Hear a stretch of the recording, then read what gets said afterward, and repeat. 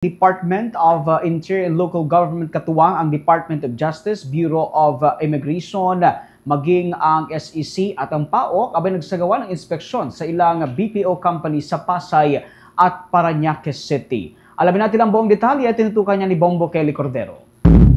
Nagsagawa ng site visit at inspection ngayong araw ang Department of Interior and Local Government, katuwang ang Department of Justice, Bureau of Immigration, Securities and Exchange Commission at Presidential Anti-Organized Crime Commission sa ilang business process outsourcing o BPO firm sa Pasay at Parañaque. Ito ay para tiyakin na ang mga illegal na Philippine offshore gaming operators ay hindi nagtatago sa likod ng BPO companies. Ayon kay DILG Secretary John Vic Remulla, nag-iikot sila para tiyakin na rin sa publiko na ang mga kumpanyang ito sa Pasay at Parañaque ay legitimate at may kapasidad na magbigay ng trabaho. Sisitahin na lang yung pati mga kumpanya na gagawin. And baka maging open na naman to open season na naman sa mga iba-ibang agencies na i-aid sila.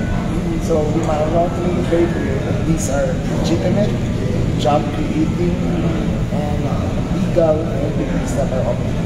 Ang mga legitimate BPO na ito ay pupwede raw tumanggap ng mga Pinoy na dating POGO workers na nawalan ng trabaho matapos ang direktiba ni President Bongbong Marcos Jr. na ipasara lahat ng POGO bago matapos ang kasalukuyang taon. Panawagan ng DILG sa mga local government units na siguruhing sumunod sa mga EOs o executive order dahil sa oras na malaman nilang may mga illegal na POGO na hinahayaang magtago sa isang lugar, tinitiyak daw ni Remulla na mananagot ang mayor ng lugar.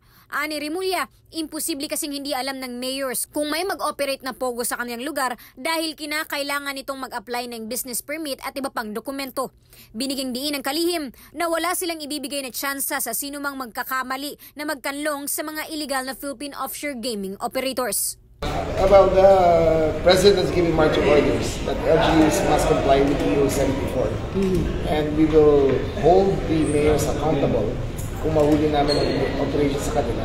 Kasi impossible na hindi alam ng mayor kung may nangyayari sa kanila. Para sa Bombo Network News, Bombo Kelly Cordero nag-uulat para sa number 1 and most trusted radio network in the country, Bombo Radio Philippines. Basta Radio, Bombo!